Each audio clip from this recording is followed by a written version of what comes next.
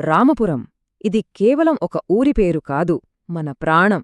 ఈ పల్లెటూరి మట్టిలో ఎన్నో పోరాటాల కథలు దాగి ఉన్నాయి. నమస్కారం.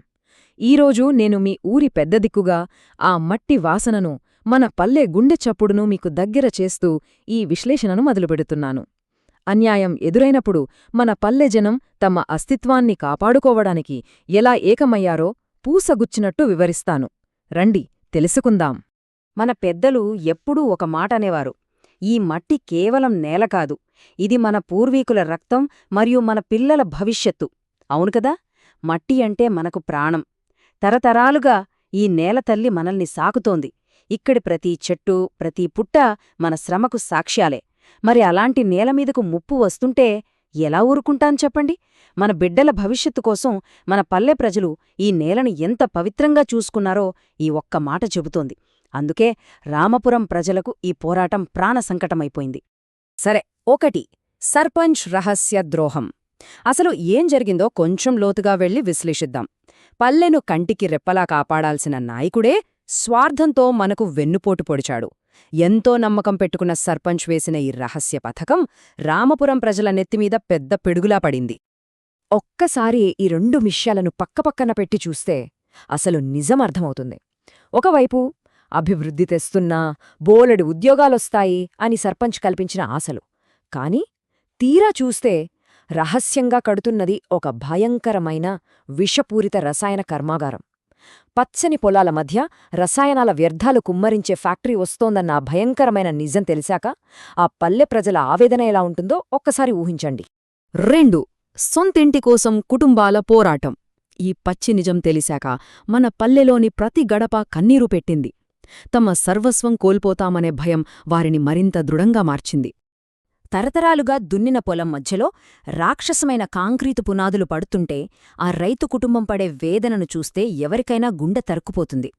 తమ పూర్వీకుల కాలం నుండి అన్నం పెట్టిన నేల ఇక నాశనం కాబోతోందని గ్రహించి ఆ కర్మాగారం పునాదుల వైపు ఆవేదనగా చూస్తున్న ఆ రైతుల గుండె ఎలా పగిలిందో ఆలోచించండి. డబ్బు ఆశతో ఒక నాయకుడు చేసిన పన్నాగం అమాయక రైతుల జీవితాలను ఎలా రోడ్డున పడేస్తుందో ఇది స్పష్టంగా చూపుతోంది కదా. 3. కర్మాగారం అనుమతులను అడ్డుకోవడం. అయితే రామపురం ప్రజలు అలాగే ఏడుస్తూ కూర్చోలేదు.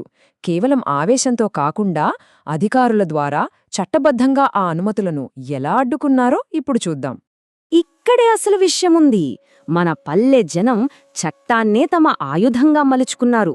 ఎలాగంటే, మొదటగా సమాచార హక్కు చట్టం అంటే ఆర్టీఐ ద్వారా అసలు ఆ కర్మాగారానికి అనుమతులు ఎలా వచ్చాయో సాక్ష్యాల్లాగారు. ఆ తర్వాత సర్పంచ్ ఎవ్వరికీ చెప్పకుండా రహస్యంగా చేసిన గ్రామ పంచాయతీ తీర్మానాన్ని కోర్టులో న్యాయబద్ధంగా సవాలు చేశారు. ఇక చివరగా ఊరంతా ఏకమై కలెక్టర్ ఆఫీసును ముట్టడించి భారీ వినతిపత్రమిచ్చారు. సర్పంచ్ చేసిన కుట్రను పక్కాగా సాక్ష్యాలతో సహా బట్టబయలు చేశారు. ఈ పోరాటం అసలు ఎలా సాగిందో ఒక్కసారి కాలక్రమంలో గమనిస్తే ఒక చిన్న నిప్పురవ్వ దావానాలంలా ఎలా మారిందో మనకర్థమవుతుంది. మొదటి రోజు ఆ పునాదులు పడగానే ఒక చిన్న అనుమానం మొదలైంది. 2వ వారానికి ఆ అనుమానమే సర్పంచ్ దొంగ సమావేశాల బండారాన్ని బయటపెట్టింది. ఇక 3వ వారం నాటికి ఆ ఊరు మొత్తం వీధుల్లోకి వచ్చి నిరసన గళం వినిపించింది. ఈ క్రమబద్ధమైన పోరాటమే అధికారులను తలొగ్గేలా చేసి అధికారికంగా ఆ అనుమతులు రద్దు అయ్యేదాకా ఆగలేదు. ఇదే వారి అసలైన గెలుపు. 4. స్వార్థానికి వ్యతిరేకంగా ఐకమత్యం. ఈ గెలుపు వెనుక ఉన్న అసలు రహస్యం ఆ ఊరి జనం చూపించిన ఐకమత్యం. ఆ జనం గుండెల్లో రగిలిన ఆగ్రహం ముందు ఎంతటి వారైనా తలవంచక తప్పలేదు.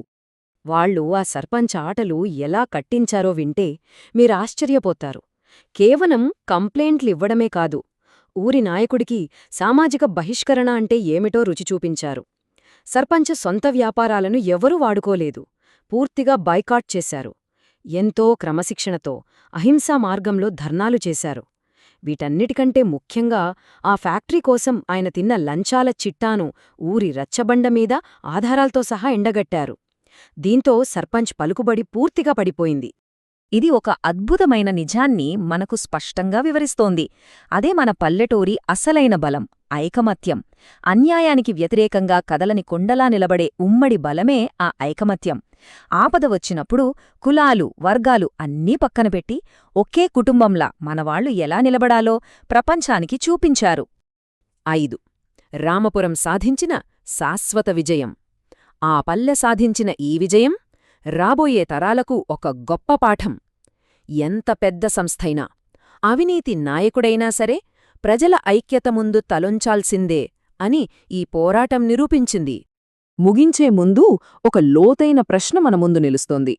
నాయకులు ప్రజల శ్రేయస్సు కంటే స్వార్థాన్ని ఎంచుకున్నప్పుడు సమాజం కలిసికట్టుగా నిలబడే ధైర్యాన్ని ప్రదర్శించగలదా?